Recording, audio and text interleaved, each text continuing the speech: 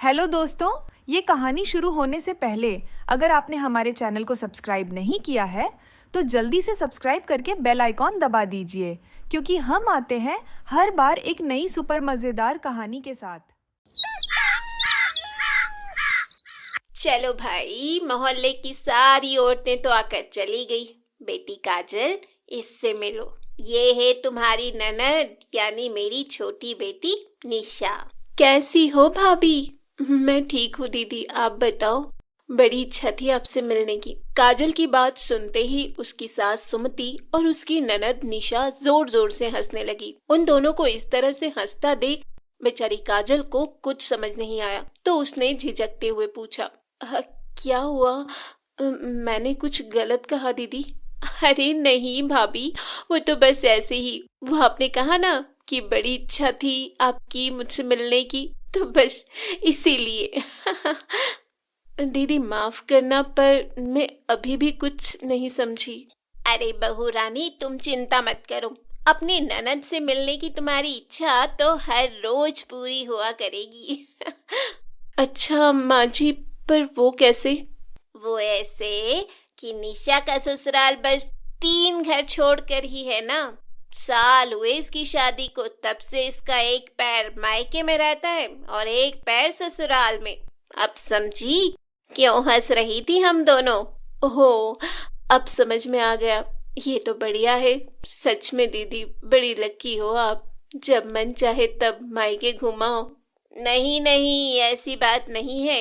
ये तो कई बार बिना मन के भी आ जाती है, और वो भी अकेले नहीं, पूरी बारात लेकर आती है। इतना कहकर सुमति और उसकी बेटी निशा फिर से हंसने लगी। हालांकि काजल को अब भी ज्यादा कुछ समझ में नहीं आया था, लेकिन शादी के बस 1 महीने बाद उसे पूरी कहानी समझ में आ गई।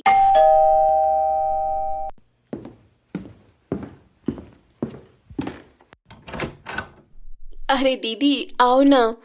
अरे वाह, आज तो नंदोई जी भी आए हैं। अंदर आइए ना। नमस्ते। नमस्ते जी। अरे भाभी, आप तो बड़ी ही कमजोर सी हो।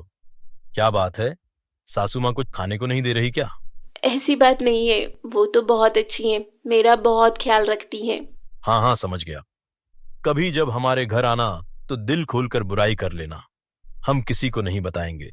बस भी करो भाभी, ये ना बड़े मजाक है। और ये क्या, मेरे चारों जेठ जी भी ऐसे ही हैं, एकदम मस्त मौला। आप जब हमारे घर आओगी ना तो देखना, हंस हंस के पेट दर्द हो जाएगा आपका। जरूर आऊंगी। वैसे बिल्कुल सही टाइम पर आए हैं आप। मैं बस खाना ही लगाने जा रही थी। अरे वाह, वैसे खाने में क्या बनाया आपने? भिंडी, दाल चावल और हलवा। तो फिर अब देर मत कीजिए भाभी, जल्दी से पेट पूजा करवाई दीजिए। उस दिन निशा और केशव ने पेट भरकर खाना खाया, और इतना खाया कि बेचारी काजल के लिए कुछ बचा ही नहीं। लेकिन उसके मन में सुकून था कि उसने अपनी ननद और नंदोई की अच्छी से आओ भगत की। वो दिल से खुश थी कि तभी दरवाजे की घंटी फिर से बजी।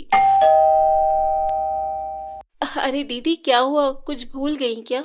नहीं नहीं, मैं कुछ नहीं भूली। इनसे मिलो, ये हैं मेरे सबसे बड़े जेठ ईश्वर जी। पता है, हम लोग यहाँ से निकले ही थे कि भाई साहब बाहर ही मिल गए। फिर मैंने जब इन्हें बताया कि मैं आपके हाथ का हलवा खाकर आ रही हूँ, तो हलवे की तारीफ सुनकर ये भी चले आए। अब थोड़ा हलवा बचा है क्या भाभी? नहीं, बचा तो नहीं है, लेकिन कोई बात नहीं दीदी, हलवा दोबारा बन जाएगा। आप लोग अंदर तो आइए। काजल बेचारी अभी 2 मिनट पहले ही अपनी ननंद और नंदोई की सेवा करके बहुत खुश थी, पर अब वो मन ही मन अपनी किस्मत को कोसने लगी। थकी हारी काजल ने जैसे तैसे फिर से हलवा बनाया, और फिर अरे वाह, क्या हलवा बनाया तुमने। निशा ठीक ही कह रही थी। एक काम करते हैं, शाम को सब लोग एक साथ आते हैं काजल के हाथ का हलवा खाने। संजय, रितेश, पंकज और केशव तो आएगा ही। भाई, उसकी ससुराल है, क्यों है ना? हाँ हाँ, क्यों नहीं, आइए ना सब लोग। निशा और ईश्वर वहाँ से खुशी खुशी चले गए, और उनके जाते ही काजल ने अपना माथा पीट लिया। अब उसे सारी बात समझ में आ गई थी कि उसकी जिंदगी अब नरक होने वाली है, क्योंकि हर 3-4 दिन बाद निशा अपने ससुराल से पूरी बारात लेकर आती और काजल का बैंड बजाती। वो बेचारी हर वक्त बस रसोई में ही लगी रहती। फिर एक दिन माँ जी, ये निशा दीदी का ससुराल बहुत बड़ा है ना?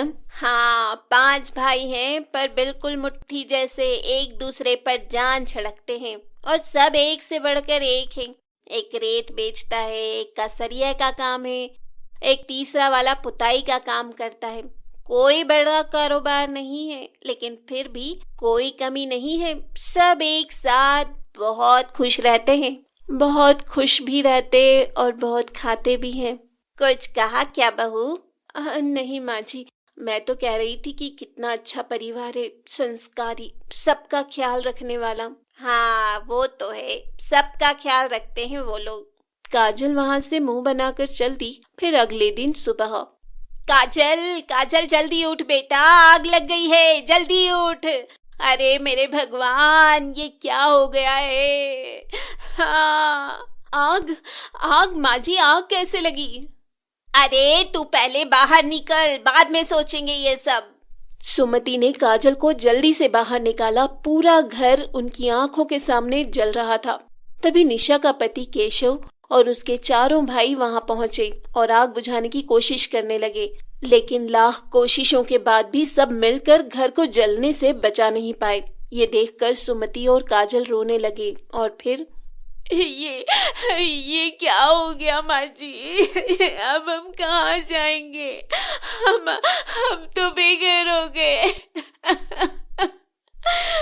भाभी, कैसी बातें कर रही हो तुम? बिल्कुल भी चिंता मत करो, आज से तुम घर में रहोगी, मेरे कमरे में। इसके बाद निशा अपनी माँ और अपनी भाभी को अपने घर ले आई। उसने उन दोनों को अपना कमरा दे दिया और खुद बरामदे में सोने लगी।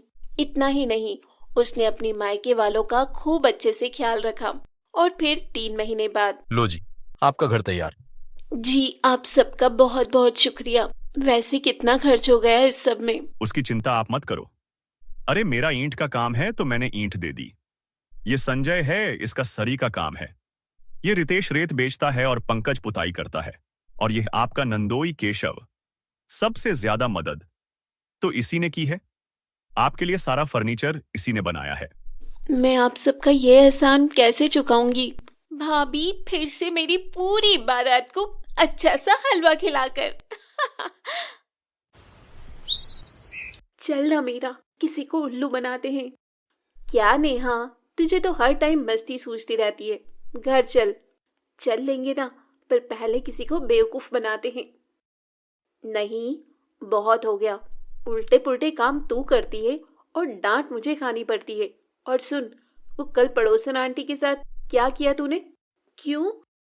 कुछ कह रही थी क्या? हाँ, मुझसे कह रही थी कि आजा तुझे सबक सिखाती हूँ। बता, तूने क्या कहा उन्हें? अरे कुछ नहीं, वो मुझे बहुत खड़ूस लगती है, तो मैं उनसे भिड़ गई। और जब उन्होंने मुझसे कहा कि वो मम्मी से शिकायत कर देंगी, तो मैंने भी कह दिया, मैं भी देख लूंगी, मेरा नाम मीरा है।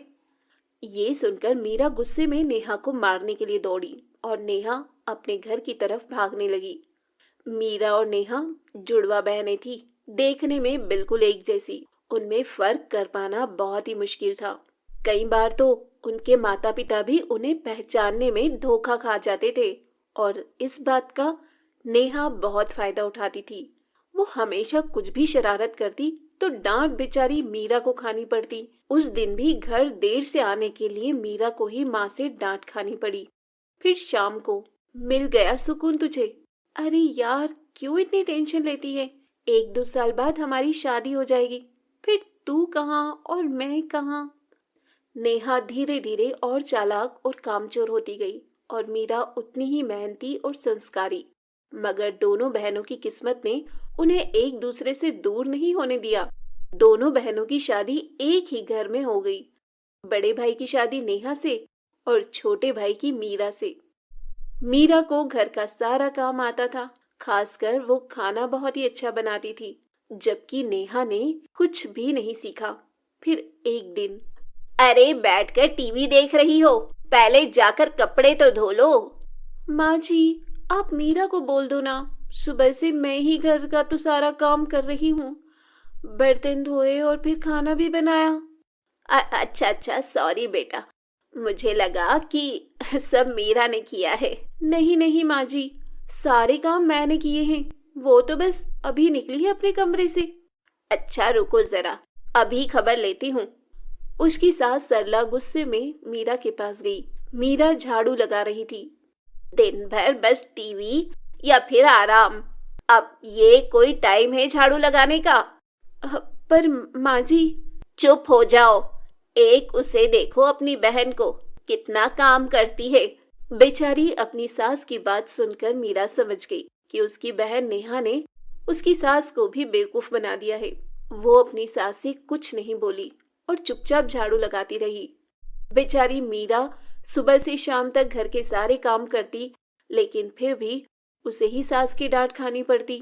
फिर एक दिन, अरे बहू चल मेरे साथ रसोई में, आज मिलकर खाना बनाते हैं। ठीक है माँ जी, आप चलो, मैं आती हूँ। सरला रसोई की तरफ चली गई और नेहा सीधे मीरा के कमरे में। अरे मीरा, वो तुझे माँ जी बुला रही है खाना बनाने के लिए। अच्छा, बस अभी आती हूँ। बेचारी मीरा को पता ही नहीं था कि उसकी सास ने उसे नहीं बल्कि नेहा को बुलाया है उधर रसोई में। आ गई, कहाँ रह गई थी? चलो एक काम करो, तुम आटा गूंद दो, मैं सब्जी काट देती हूँ। ठीक है माँ जी। मीरा ने बहुत जल्दी और बहुत अच्छा आटा गूंद दिया था, जिसे देखकर सरला बहुत खुश हुई और फिर, क्या बात है, इतनी जल्दी और इतना अच्छा आटा गूंद दिया। अरे तुम मीरा को कुछ सिखाती क्यों नहीं हो? उसे तो कुछ भी नहीं आता। मीरा समझ गई थी कि उसकी सास सरला उसे नेहा समझ रही थी और वो ये भी समझ गई थी कि रसोई के काम से बचने के लिए कामचोर नेहा ने उसे सरला के साथ भेज दिया। उसे नेहा पर बहुत गुस्सा आया, लेकिन वो कुछ बोली नहीं। ऐसे ही वक्त बीतता गया। सरला की नज़र में घर का सारा काम नेहा करती थी। रसोई नेहा ही संभालती थी, जबकि मीरा सिर्फ दिन भर टीवी देखती थी, जबकि सच इससे बिल्कुल उलट था। और फिर एक दिन, अरे बेटी नेहा। जी माँ जी, बताइए। उस दिन जो तुमने हलवा बनाया था ना, वो बादाम वाला, मेरा खाने का बहुत मन हो रहा है, मेरे लिए बना दो ना। इसमें कौन सी बड़ी बात है, लो आप टीवी देखो, मैं बस अभी लाती हूँ बनाकर। ना ना, मुझे तो खाना है ही, पर मुझे वो हलवा बनाना भी सीखना है, तो मैं भी चलती हूँ ना तेरे साथ। तुम बनाना और मैं देखूंगी। आप बैठिए ना माँ जी। अरे चलो ना, साथ में बनाते हैं। सरला जिद पर आ गई थी और उधर नेहा की हालत खराब हो रही थी, क्योंकि आज तक उसने कभी कुछ बढ़िया नहीं बनाया था, जबकि उसकी सास सरला को लगता था कि नेहा ने पूरी रसोई संभाल रखी है। लेकिन नेहा इतनी जल्दी हार कैसे मान लेती? उसने फौरन दिमाग दौड़ाया। माँ जी, मैं तैयारी करती हूँ, तब तक आप बादाम ले आइए। अरे मुझे अपने कमरे में जाना पड़ेगा, बादाम का डिब्बा वहीं रखा है, चलो मैं लेकर आती हूँ। जैसे ही सरला अपने कमरे की तरफ गई, तभी रसोई में मीरा आ गई। उसने बिल्कुल नेहा जैसी साड़ी पहन रखी थी। तू जा, मैं देख लूंगी। पक्का ना? हाँ हाँ, मुझे पता है कि तुझे कितना हलवा बनाना आता है। जल्दी कर, वरना माँ जी आ जाएंगी। मीरा नहीं चाहती थी कि उसकी बहन को डांट पड़े, इसीलिए वो नेहा बनकर रसोई में काम करने लगी। उसने अपनी सास को नेहा बनकर ही हलवा बनाना सिखाया। हलवा बहुत ही स्वादिष्ट बना था। सरला नेहा से बहुत खुश थी, क्योंकि वो तो मीरा को नेहा ही समझ रही थी।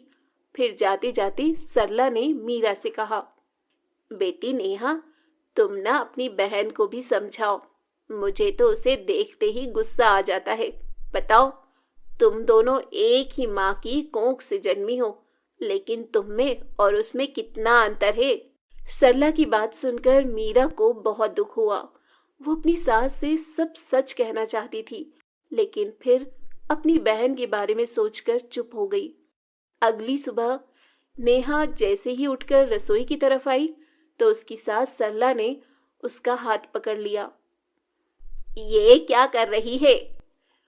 माँ जी, आज तुझे नहीं छोड़ूंगी। तूने मुझसे हमेशा झूठ बोला। तुझे कुछ नहीं आता और तूने हमेशा अपनी बहन की मेहनत को अपना बताकर आराम किया और वो बेचारी दिन भर रसोई और बाकी कामों में लगी रही। ऊपर से मेरी डांट भी चुपचाप सुनती रही। सरला लगातार नेहा को डांट रही थी। तभी नेहा ने फिर से झूठ बोलकर बचने की कोशिश की। नहीं माँ जी, मैं झूठ नहीं बोल रही हूँ। मैं तो खूब काम करती हूँ। कल रसोई में सारा दिन लगाकर आपके लिए हलवा बनाया था ना, तब तो आप भी वहीं थी। हाँ वहीं थी, इसीलिए सब कुछ जान चुकी। तूने हलवा बनाया था तो जरा दिखा अपनी कलाई, जो कल कढ़ाई उतारते हुए जल गई थी।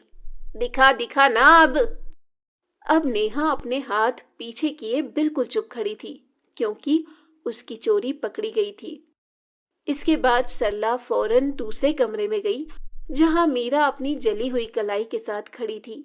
सरला ने उसके सिर पर हाथ फिराया और बड़े प्यार से बोली, मुझे माफ कर दो बेटी, लेकिन तुम भी मुझसे वादा करो कि इस घाव के ठीक हो जाने के बाद भी तुम और कोई दर्द नहीं झेलोगी, अपनी उस कामचोर बहन की खातिर। नेहा ने भी मीरा से माफी मांगी और अब नेहा भी खाना बनाना सीख गई और अपनी बहन के कामों में हेल्प करने लगी। सभी लोग खुशी खुशी रहने लगे। आपने हमारे चैनल को सब्सक्राइब नहीं किया है तो जल्दी से सब्सक्राइब कर लीजिए। इस वीडियो को लाइक, शेयर, कमेंट करना ना भूलें। फिर मिलेंगे अगले एपिसोड के साथ।